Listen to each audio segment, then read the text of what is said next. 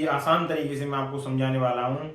Calendar परीक्षण में से मैं आप लोगों को बता दूं कि कम से कम 2 से 3 प्रश्न जो है DSTC के प्री DLED एग्जाम में आते हैं और PTET एग्जाम जो है उसमें भी 3 से 4 क्वेश्चन पूछे जाते हैं। तो आप समझें। देखिए कैलेंडर परीक्षण,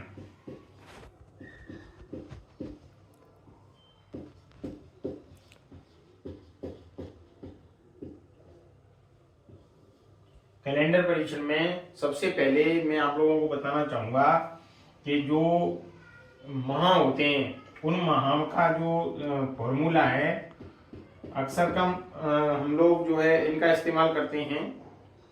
इनका दबा हुआ उठा हुआ, दबा हुआ उठा हुआ, इनका इस्तेमाल करते हैं। लेकिन मैं इसको इस्तेमाल नहीं करूंगा, मैं डायरेक्टली एक सूत्र बता रहा हूं। जून नवंबर जानिए, अप्रैल सितंबर 30, फरवरी 28 या 29 मानिए, बाकी सब 31। जून नवंबर अप्रैल सितंबर 30 दिन के होते हैं, फरवरी 28 या 29 दिन का होता है, साधारण वर्ष है तो 28 दिन का होता है, और लीप वर्ष है जिसे अधिवर्ष भी कहा जाता है तो 29 दिन का होता है फरवरी। बाकी सभी के सभी महीने हैं वो 31 दिन के होते हैं। तो देखिए इसके लिए हम लोग इसको लिख सकते हैं, जून नवंबर जानिए, अप्रैल सितंबर 30, अप्रैल सितंबर 30, फरवरी 28 या 29 मानिए, बाकी सब 31, बाकी सब 31। तो ये जो सूत्र है वो हम लोगों को याद करना पड़ेगा। आप लोगों को अगर ये याद नहीं रहता तो आप लोग ऐसे भी याद रख सकते हैं। सा ली, सा का मतलब साधारण वर्ष, ली का मतलब लीप वर्ष। जून नवंबर अप्रैल सितंबर 30 दिन के होते हैं, फरवरी साधारण वर्ष में 28 दिन का होता है, और लीप वर्ष जिसे अधिवर्ष भी कहा जाता है 29 दिन का होता है। बाकी के सभी बचे हुए महीने हैं वह 31 दिन के होते हैं। यानी 7 महीने ऐसे होते हैं जो 31 दिन के होते हैं, 4 महीने ऐसे होते हैं जो 30 दिन के होते हैं, और फरवरी ऐसा माह है जो 2 बार मतलब साधारण हर 4 साल बाद अपने आप को दोहराता है। तो ये आप लोग समझ चुके हैं। इसके समझने के बाद में देखिए हम लोग आगे बढ़ते हैं।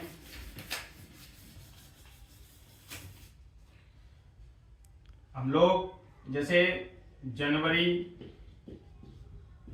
फरवरी, मार्च, अप्रैल, मई, जून,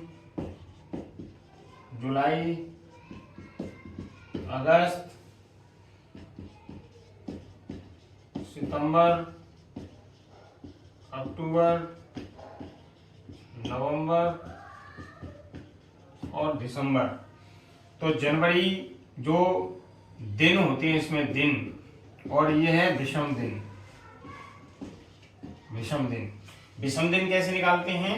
7 का भाग लगा देते हैं हम लोग, तो विषम दिन निकालते हैं। दिन होते हैं इसके अंदर हम 7 का भाग लगा देंगे तो विषम दिन निकल के आएंगे। जैसे जनवरी 31 दिन का है, फरवरी 28 या 29 दिन का है, तो जनवरी में 7 चौक 28, 3 शेष बचेगा तो 3 विषम दिन हो गए।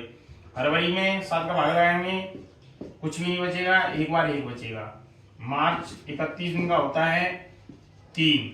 अप्रैल, जून नवंबर जानिए, अप्रैल सितंबर 30, तो ये 30 दिन का होता है, तो इसमें 2 होंगे।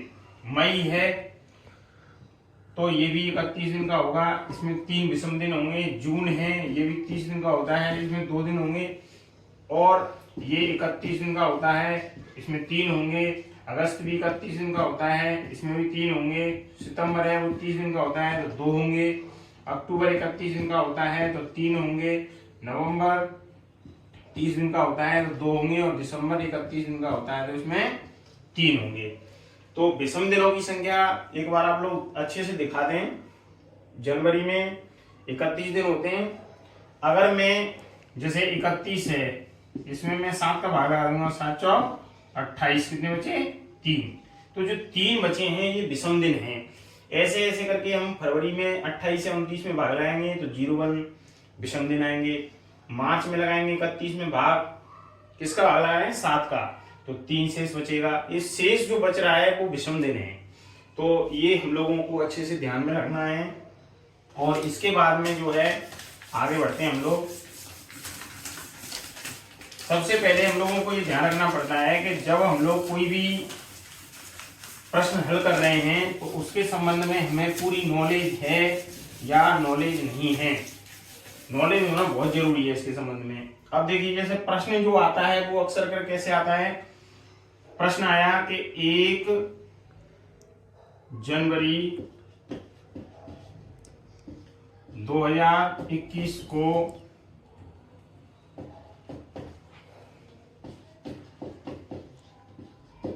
सोमवार है तो 31 दिसंबर 2021 को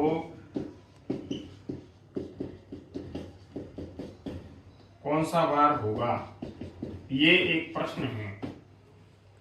तो आप लोगों को मैं यहाँ पे जनरली चीज बता देता हूं कि किसी भी साधारण वर्ष में प्रथम माह का प्रथम दिन, उसी साधारण वर्ष में अंतिम माह का अंतिम दिन, अंतिम माह का अंतिम दिन का मतलब हो गया 31 दिसंबर, समान होते हैं। तो जैसे जो चीज, इसका जो सॉल्यूशन है बड़ा सिंपल है। 1 जनवरी 2021 और इसी का क्या दे रखा है? 31 दिसंबर 2021। 2021 जो है वो कैसी वर्ष है? साधारण वर्ष है। साधारण वर्ष है। तो साधारण वर्ष है तो इसी कारण से जो बार 1 जनवरी 2021 को है वही का वही बार जो है ये होगा। तो इस बार में कौन सा होगा? सोमवार होगा। यहां पे ये बात चल रही है वो कौन से उसके लिए है? साधारण वर्ष के लिए है। अगर मैं इसी को 24 कर दूं, 2024 कर दूं और फिर पूछूं मैं कि 31 दिसंबर को कौन सा होगा, तो विद्यार्थियों आप सभी जानते हैं कि इसमें 4 का भाग पूरी बार चला जाएगा। तो ये लीप ईयर हो गया, लीप वर्ष हो गया। लीप वर्ष का दूसरा नाम है अधिवर्ष। लीप वर्ष को अधिवर्ष भी कहा जाता है। तो इसीलिए इसमें फरवरी 29 दिन का होगा, साधारण वर्ष में 28 दिन का होता है। तो 1 दिन का यहाँ पे अंतर आ गया तो +1 इसमें कर दिया जाएगा। तो फिर क्या निकल आएगा? मंगलवार। तो आप लोगों की दिमाग में ये चीज क्लियर हो गई कि किसी भी साधारण वर्ष में प्रथम माह का प्रथम दिन अंतिम माह के अंतिम दिन के बराबर होता है उसी सत्र में, उसी साल में। और यदि लीप वर्ष है तो उसमें प्रथम माह का प्रथम दिन अंतिम माह के अंतिम दिन के बराबर नहीं होता है। प्रथम माह के प्रथम दिन में एक जो बार होता है उसमें 1 ऐड कर देते हैं तो अगला दिन निकल के आता है, यानी 1 की वृद्धि हो जाती है। तो ये चीज हम लोग अच्छी तरीके से हम लोग याद रखेंगे। इसके बाद में अब बढ़ते हैं हम लोग आगे।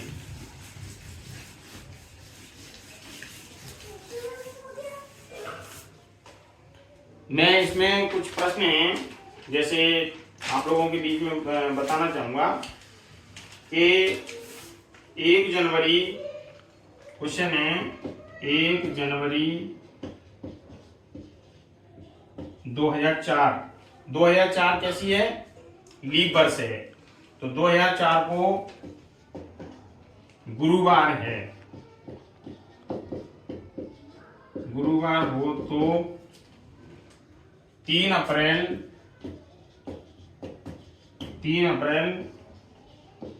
2004 को कौन सा बार होगा? तो देखिए पहले विद्यार्थियों आप आसानी के साथ में इस प्रश्न को पहले समझें। 1 जनवरी 2004 में अगर मैं 4 का भाग लगाऊंगा तो 4 पंजे 20, क्या बची? 0। 4 आ गया, 4 एकम 4, क्या बचा? कुछ भी नहीं बचा, यानी भाग पूरी बार चला गया, पूरी बार चला गया। तो इसका मतलब ये लीप वर्ष हो गई, और लीप वर्ष है तो आप देख सकते हैं कि 1 जनवरी तो कंप्लीट हो गई, 1 जनवरी को तो बार क्लियर हो गया कि 1 जनवरी 2004 को तो फाइनल हो गया कि गुरुवार है ही है। लेकिन एक के बाद में अगर हम आगे बढ़ेंगे, जनवरी 31 दिन का होता है तो 30 दिन तो ये हो गए, 30 दिन तो किसमें हो गए? जनवरी में हो गए। लीप वर्ष है, 29 दिन किसमें हो गए? फरवरी में हो गए। 31 दिन किसमें हो गए? मार्च में हो गए। और पूछ किस में रहा है वो? 3 अप्रैल को, 3 अप्रैल को पूछ रहा है। इसको और हम लोग छोटा करेंगे यहाँ पे, तो आप लोग समझ सकते हैं कि जनवरी में अगर हम 7 का भाग लगाएंगे, 7 चौक 28, तो विषम दिन आएंगे 2। ये क्या करने जा रहे हैं? विषम दिन, क्योंकि इसमें 31 थे लेकिन इसके 3 होते हैं, लेकिन यहाँ पे 1 कंप्लीट हो चुका है तो 30 बचे, तो 7 चौक 28 तो 2 बचेंगे। 29 में करेंगे 1 बचेगा, 7 चौक 28। इसमें करेंगे 3 बचेंगे, और इसमें करेंगे नहीं को भाग जाएगा नहीं 7 का, तो टोटल क्या हो गए? 3 और 3 6 1 7 और 2 9। फिर 9 में 7 का भाग लगाएंगे हम लोग, 7 एकम 7, कितने बचे? 2। तो जो गुरुवार दे रखा है इसमें +2 करेंगे, तो गुरुवार के बाद शुक्रवार शनिवार, तो हम लोगों के लिए क्या निकल के आएगा? शनिवार निकल के आएगा। तो 3 अप्रैल के दिन कौन सा दिन होगा? शनिवार का दिन होगा।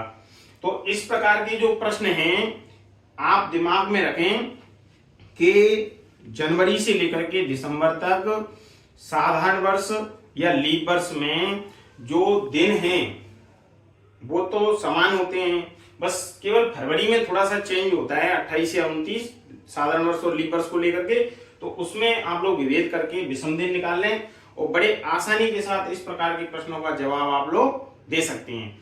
पेपर में ये चीज विशेष रूप से ध्यान रखनी है कि अपने आप को थोड़ा सा संयमित रखना है और ये अच्छे से याद रखना है। जून नवंबर जानिए, अप्रैल सितंबर 30, फरवरी 28 या 29 मानिए, बाकी सब 31। और क्वेश्चन दूसरा है, कौन सा एक लीप वर्ष है? ऑप्शन दे रखे हैं हमारे लिए 1076, 1675, 1354 और 1998। अब यहाँ पे 4 का भाग पूरा जाना चाहिए, तो सबसे पहले ये देखें कि पहला, दूसरा, तीसरा और चौथा 4 ऑप्शन में से एक में ही 4 का भाग जाएगा, वही क्या होगा? लीप वर्ष होगा। तो सबसे पहले मैं शुरुआत कर रहा हूं एक ही, यानी 1076 की। इसमें 4 का भाग लगा के देखते हैं पूरा जाता है या नहीं जाता है। तो 4 दूनी 8, कितने बचे? 2, 4 6 24, कितने बचे? 3, 6 4 नाम 36, क्या बचा? 0, यानी 0 क्या आया? शेषफल आया। इसका मतलब है कि भाग पूरी बार चला गया। तो अब हमें इनको करने की आवश्यकता नहीं है, क्योंकि हमारा ये क्लियर हो गया कि 1076 जो है वो एक लीप वर्ष है। इसके बाद में हम लोग आगे बढ़ते हैं, ये शतक अधिवर्ष। शतक अधिवर्ष कोई भी सन है, अगर वो 400 से डिवाइड होती है, पूर्णतः विभाज्य है, कोई भी सन जो पूर्णतः विभाज्य है किससे? 400 से, तो वो शतक अधिवर्ष कहलाएगी। जैसे 1200 है, 1600 है, इसके अलावा 2000 है, इस तरीके से। और 1 जनवरी 2018 को सोमवार था, तो 1 जनवरी 2019 को कौन सा बार होगा? ये है। साथियों मैं आप लोगों को बताना चाहूंगा कि जब हम किसी साधारण वर्ष से साधारण वर्ष में प्रवेश करते हैं तो जो जिस सत्र में पूछ रहा है उसमें जो बार है उसके अगले वाले में अगर जाते हैं तो केवल +1 होता है। तो सोमवार में हम लोग यहाँ पे डायरेक्ट अगर आंसर करना चाहेंगे तो सोम में 1 जोड़ देंगे तो क्या निकल के आएगा, मंगलवार निकल जाएगा। लेकिन इस नियम को हमें क्लियरिफाई करना होगा कि ये बात चल रही है साधारण वर्ष की। साधारण वर्ष से साधारण वर्ष में अगर होता है, साधारण वर्ष में होता है तो +1 करते हैं, और यदि साधारण वर्ष से प्रवेश होता है लीप वर्ष में तो उसमें जो दिन होता है उसमें +2 ऐड करते हैं। इन चीजों का विशेष रूप से ध्यान रखना है। तो यहाँ 1 जनवरी 2018 की बात चल रही है, 2018 इसमें 4 का भाग पूरी बार नहीं जा रहा है। यह साधारण वर्ष है, साधारण वर्ष में सोमवार है। फिर 1 जनवरी इसके बाद 2019 आएगा तो 1 जनवरी 2019 को सोमवार नहीं होगा, +1 करेंगे इसमें। अगर यहाँ पे 1 जनवरी 2023 होता और 2024 में प्रवेश करते तो 100% कितनी जोड़ते हम लोग, 2 जोड़ते, 1 नहीं जोड़ते। तो इस चीज का आप लोगों को ध्यान रखना है कि साधारण से साधारण में प्रवेश करते हैं तो +1 करते हैं, और साधारण से अगर लीप में प्रवेश करते हैं तो 2 जोड़ते हैं। इन चीजों का आप लोगों को विशेष ध्यान रखना है। अब चलते हैं हम लोग आगे। मैंने आपको कहा था कि कुछ प्रश्न जो घड़ी परीक्षण और कैलेंडर परीक्षण के रह गए हैं तो उसके संबंध में मैं दूसरी क्लास भी लूंगा आप लोगों की, तो उसको मैंने ध्यान में रखते हुए देखा है कि आपकी फैक्टर जो है दिमाग में एकदम क्लियर हो जाए, आप अच्छे से इन प्रश्नों का जवाब दे पाए। तो सबसे पहले मैं आप लोगों के लिए क्वेश्चन लेके आया हूँ घड़ी परीक्षण का। इसी में इंक्लूड करते हुए कर रहा हूँ मैं घड़ी परीक्षण। इसके संबंध में पहले भी मैं एक क्लास आप लोगों के लिए दे चुका हूँ। क्वेश्चन जो है उसको समझें आप लोग, उसके बाद में फिर हम लोग आगे बढ़ेंगे। 12 घंटे की घड़ी में, 12 घंटे की घड़ी में, क्योंकि साथियों ज्यादातर जो घड़ियां होती हैं, साधारण घड़ियां जो होती हैं वो 12 ही बजाती हैं, लेकिन जो रेलवे वाली घड़ी होती है उसमें 24, मतलब 12 के बाद में 13, 14, 15, 16 इस तरीके से 24 बजती हैं। हम लोग सादा घड़ी की बात कर रहे हैं तो 12 घंटे की घड़ी लिखा है मैंने यहाँ पे। घड़ी में 9:25 यानी 9:25 बजने पर मिनट की सुई एवं घंटे की सुई के बीच का अनुमानित कोण को हम लोग सन्निकट कोण भी कहते हैं। सन्निकट कोण का मान क्या होगा। तो इसमें हम लोग देखिए 2 सूत्रों का इस्तेमाल करते हैं। 2 सूत्रों का, पहले तो हम लोग आप लोगों को ये बताना चाहेंगे कि ज्यादातर जो लोग हैं वो 60h - 11m/2 बराबर कोण, कोई भी कोण निकालना है तो 60h - 11m/2 तो कोण निकल के आएगा। इस सूत्र का इस्तेमाल करते हैं। अगर आप लोग इस सूत्र का इस्तेमाल नहीं कर रहे हैं तो मैं आप लोगों के लिए एक चीज और बताना चाहूंगा यहाँ पे कि हम लोग क्या करते हैं, 2 का भाग इसमें भी लगाएंगे, 2 का भाग इसमें भी लगाएंगे, 2 का भाग 60 में लगाएंगे तो साथियों निकल के आएगा 30h, और ये हो जाएगा 11/2n बराबर क्या चीज, कोण। तो हम कोण के लिए इस सूत्र का भी इस्तेमाल करते हैं। तो हम यहाँ पे सीधा इस्तेमाल करते हैं कोण ज्ञात करने के लिए। तो यहाँ पे ये माइनस जो लगा हुआ है उसका मतलब ये नहीं है कि ये छोटा है ये बड़ा है, इसका मान छोटा है इसका मान बड़ा है, इसका मान बड़ा है इसका मान छोटा है। इसका मतलब है कि दोनों के बीच का जो डिफरेंस है, difference between this and this, यानी घंटा और मिनट की जो सुइयां हैं उनके बीच में जो डिफरेंस है वही कोण को व्यक्त करेगा। सन्निकट मान ज्ञात करने के लिए हम लोग जो दशांक होता है या शतांक होता है उसको 60 × 9 25 हो रही तो 9 आ गया माइनस 11 इंटू 25/2। तो यहाँ पे गुणा करेंगे हम लोग 9 6 54 540 माइनस 11 पंजा 55 11 दूनी 22 और 5 27 275/2। तो इसमें से घटाया 265/2, क्योंकि देखो 10 में से 5 गए तो 5, 13 में से 7 गए तो 6 और 4 में से 2 गए तो 2, 265/2। तो ये बचेगा 2 एकम 2 तो 6 2 दूनी 4.5। तो सन्निकट जो मान है वो 130 डिग्री आएगा। ये सन्निकट मान है। तो सन्निकट मान कितने निकल के आया कोण का? 130 डिग्री निकल के आया। क्वेश्चन दूसरा, 2:13 यानी 2:13 बजे घड़ी के घंटे तथा मिनट की सुई के बीच का कोण क्या होगा? तो देखिए ये घंटा हो गया h और ये जो है मिनट हो गई m। तो क्या हो गया? कोण का मान निकालेंगे हम लोग तो 30h माइनस 11/2m। 30h का मान कितना है? 2। 11/2m कितने हैं? 13। तो 30 दूनी 60 माइनस 13 एकम 13 13 13 एक 14/2।